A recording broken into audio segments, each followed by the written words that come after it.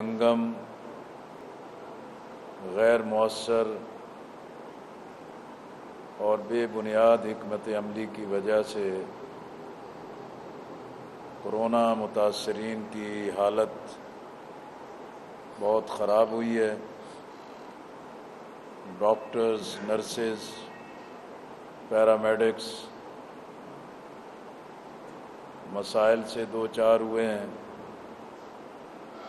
حقیقت میں پاکستان اس وقت بڑے بحرانوں سے دو چار ہیں۔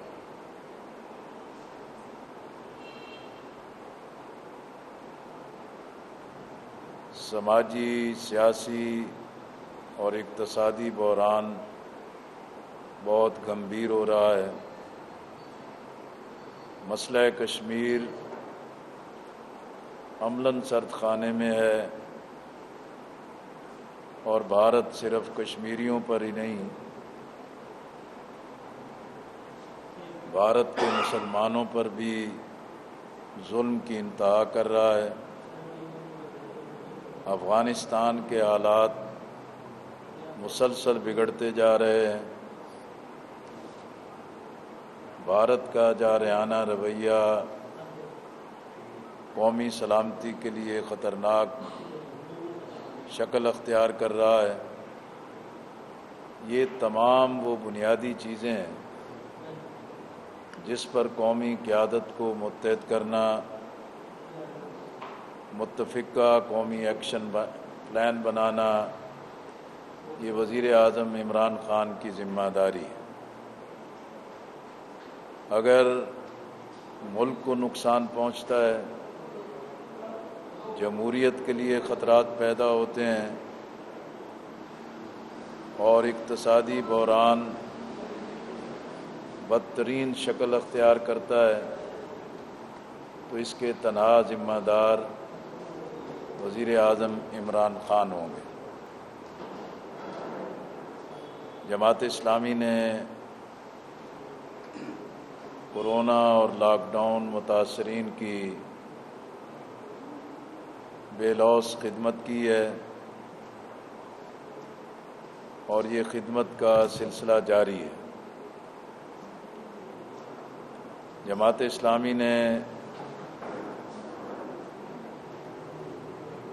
پورے ملک میں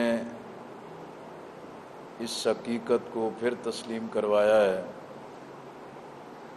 کہ جماعت اسلامی جمہوری جماعت ہے، عوام کی خدمت کرنے والی جماعت ہے، اور پاکستان میں رہنے اور بسنے والوں کی بلا امتیاز خدمت کرنے والی جماعت ہے۔ وقت نے یہ ثابت کیا ہے کہ حکومت کا انتظامی نظام زمین بوس ہو گیا ہے۔ سیاسی جماعتیں صرف اقتدار، محلاتی سازشوں اور پردے کے پیچھے کچھ نہ کچھ حاصل کرنے کے چکر میں ہیں۔ ان کی ترجیحات میں عوام کی فلاح اور خدمت نہیں ہے۔ انشاءاللہ جماعت اسلامی سیاسی جدوجہد کے ذریعے بھی ملک کو اور عوام کو بحران سے نکالے گی۔ 18ویں آئینی ترمیم کے ذریعے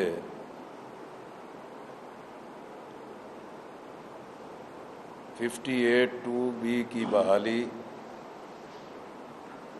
یعنی آئین کے آرٹیکل 58(2)(b) کی بحالی اور صوبوں کے اختیارات چھیننے کا اگر کوئی ہدف ہے تو یہ بہت ہی خطرناک کھیل ہے،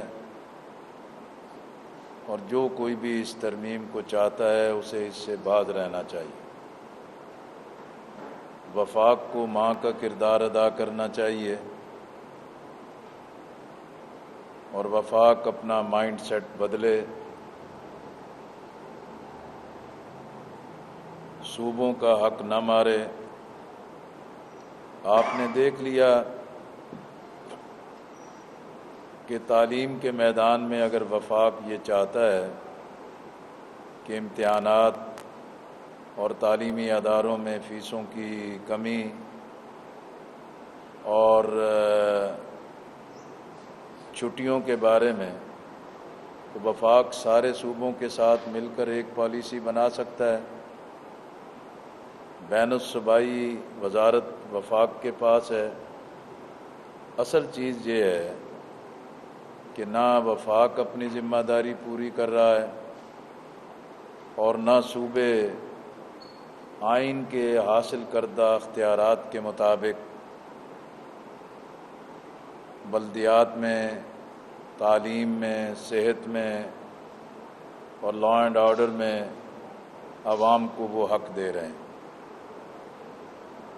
اصل ضرورت تو اس بات کی ہے، اگر کسی آئینی ترمیم کی اس وقت سب سے بڑی ضرورت ہے وہ انتظامی یونٹ چھوٹا کرنا ہے،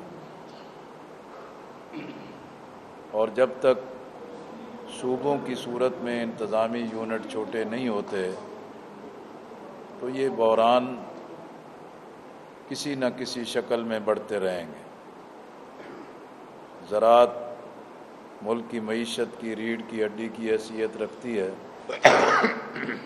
اس وقت پاکستان IMF، ورلڈ بینک اور دیگر امدادوں کی چکی میں پس رہا ہے۔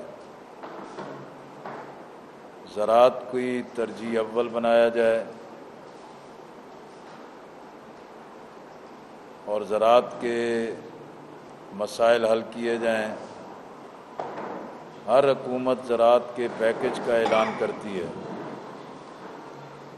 لیکن زراعت کو نچلی سطح پر ریلیف نہیں ملتا۔ کسان ہاری محنت کرتا ہے، لیکن گندم ہو، کپاس ہو، چاول ہو، سبزیاں ہوں یا اجناس کی کوئی بھی شکل ہو، کسان کو اس کی محنت کا صلہ نہیں ملتا۔ اس لیے زراعت کے بارے میں نمائشی اقدامات کی بجائے حقیقی، دور رس اور پائیدار اقدامات کیے جائیں۔ سیاست، قومی حکومت، ٹیکنوکریٹس کی حکومت، ان ہاؤس تبدیلی اور -1 کے فارمولے چل رہے ہیں۔ جماعت اسلامی کا موقف ہے کہ بلدیاتی انتخابات کروائے جائیں، اور اگر حکومت کی نااہلی اور ناکامی نوشتہ دیوار بن چکی ہے تو ان ہاؤس تبدیلی کے ذریعے استبل اور گدھے اور گھوڑوں کی قیمتیں لگانے سے باز رہا جائے اور قبل از وقت انتخابات کی طرف جایا جائے۔ آخر میں یہی ہے کہ یہ سانحہ ساہیوال ہوا ہے اور چپکے سے تمام مجرموں کو رہائی مل گئی ہے۔ عمران خان صاحب قوم کو جواب دیں۔ وہ معصوم بچوں کی آہیں آج بھی فضاؤں کے اندر موجود ہیں، ان کی کون داد رسی کرے گا؟ معصوم بچے درندگی کا شکار ہو رہے ہیں۔ قصور کے ایک واقعے کے مجرم پر عمل ہوا ہے، لیکن یہ درندگی روزانہ ہو رہی ہے، لیکن کوئی اقدامات عملی طور پر سامنے نہیں آ رہے۔ آٹا، چینی اور انرجی کے سکینڈل تشت ازبام ہو چکے ہیں، لیکن عمران خان صاحب نے بلیک میل ہونے کی وجہ سے پہلے احتساب کا ستیہ ناش کیا ہے، اب حکومت کی چھتری تلے یہ سارے مافیا ایک طاقت بنے ہوئے ہیں۔ ہم آزادی صحافت کے قائل ہیں، صحافت پر قدغنیں جمہوریت کے لیے زہر قاتل ہوتی ہیں،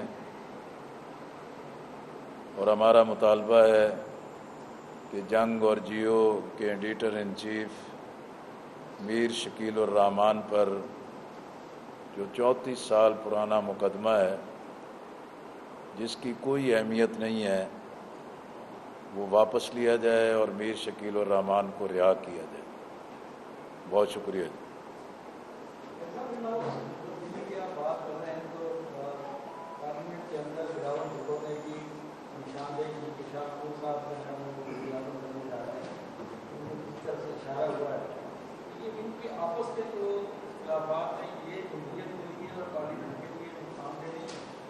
میرا خیال ہے جب تک سیاست کو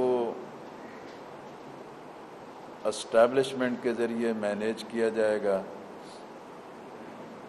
اور پارلیمنٹ کے اندر سے اشاروں پر ممبران کٹ پتلیاں بنیں گے تو جمہوریت کبھی بھی مستحکم اور پائیدار نہیں ہوگی۔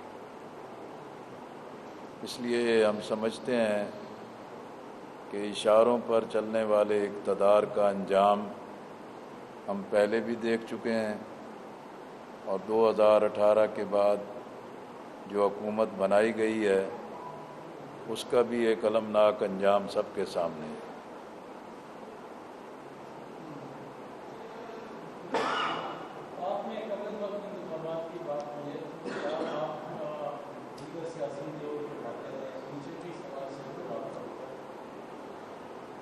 لیکن یہ بات چیت تو سیاسی جماعتوں کے ساتھ ہوتی رہتی ہے، لیکن بدقسمتی ہے کہ ہمارے ہاں جو میجر پارٹیز ہیں ان کی قیادت بہت سارے مقدمات کے اندر الجھی ہوئی ہے۔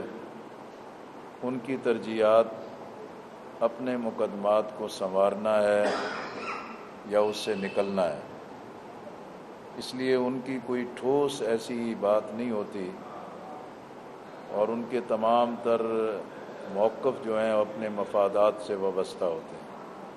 لیکن جماعت اسلامی کا یہ اپنا انڈیپینڈنٹ موقف ہے۔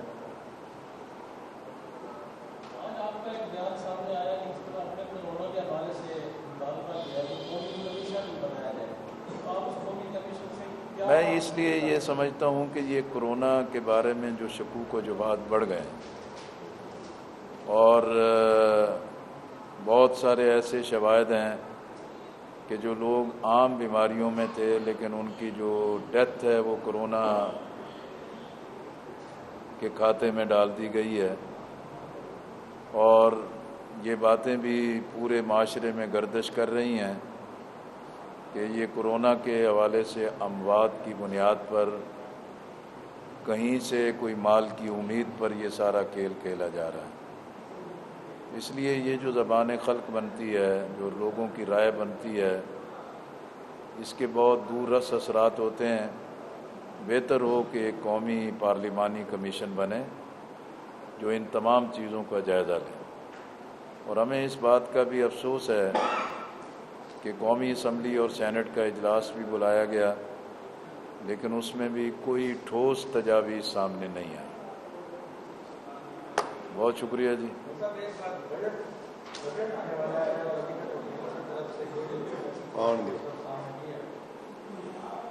دیکھیں نا جی، مسئلہ یہ ہے نا کہ بجٹ آنے والا ہے، بجٹ اب تک ساری اس کی خد و خال سامنے آنے چاہیے، لیکن حکومتوں نے قومی میزانیے کے تقدس کو پامال کر دیا ہے۔ بجٹ تو ہمیشہ ایک سال کے لیے ہوتا تھا، لیکن اب سال میں 6 مرتبہ منی بجٹ آتے ہیں اور اصل بجٹ کی کوئی اہمیت نہیں رہی۔ لیکن بجٹ کو پیش کرنا، منظور کروانا یہ حکومت کی آئینی ذمہ داری ہے، اس لیے میں سمجھتا ہوں کہ انہیں آئین کی خلاف ورزی نہیں کرنی چاہیے اور بجٹ کی منظوری کے لیے مکمل آئینی راستہ اختیار کیا جائے۔ بہت شکریہ۔